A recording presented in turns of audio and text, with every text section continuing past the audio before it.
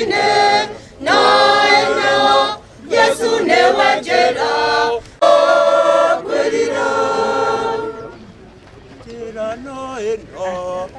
my own behalf and on behalf of the residents na wakaaji wote wa Kiambu, I would want to take this opportunity to send our message of condolence to the family of the late Ambassador Chris Karumba Mburu.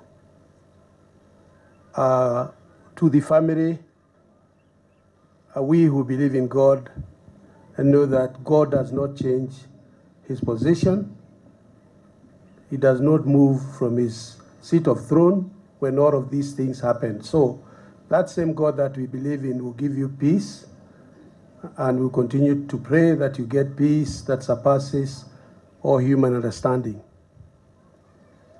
For us, as Kiambu residents, we have lost a great patriot. Yes, we have lost a patriot in Kenya, but for us, in Kiambu County, and Gatundu in particular, we have lost a great patriot.